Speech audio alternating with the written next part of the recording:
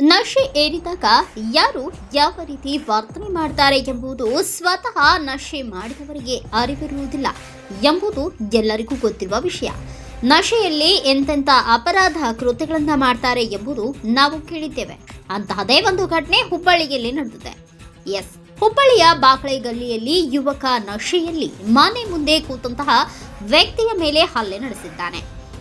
ಆ ವಯಸ್ಸಾದ ವ್ಯಕ್ತಿಯು ಏನು ತಪ್ಪು ಮಾಡದೇ ಇದ್ರೂ ಕೂಡ ಯುವಕ ಆ ವ್ಯಕ್ತಿಯನ್ನ ನೆಲಕ್ಕೆ ಹಾಕಿ ಕಾಲಿನಿಂದ ಒದ್ದು ಹಲ್ಲೆ ಮಾಡಿದ್ದಾನೆ.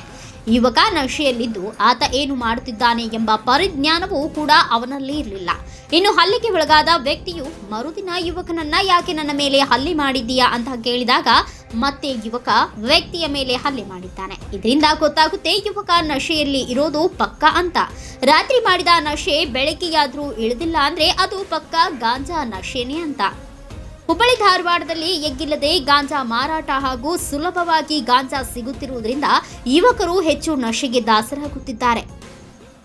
ಇನ್ನು ನಶೆಯಲ್ಲಿ ಹಲ್ಲೆ ಮಾಡಿದ ಯುವಕನ ಮೇಲೆ ಪೊಲೀಸ್ ಇಲಾಖೆ ಸರಿಯಾದ ಕ್ರಮ ತೆಗೆದುಕೊಳ್ಳುವ ಮೂಲಕ ಗಾಂಜಾ ವ್ಯಸನಿಗಳಿಗೆ ಸರಿಯಾದ ಪಾಠ ಕಲಿಸಬೇಕಿದೆ.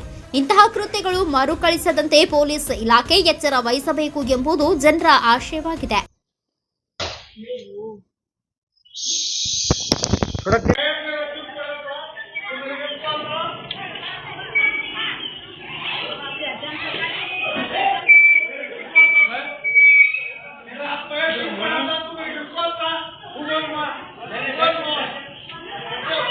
Bureau report Nitish Jadhav, Kannada Janashree news, Hubballi.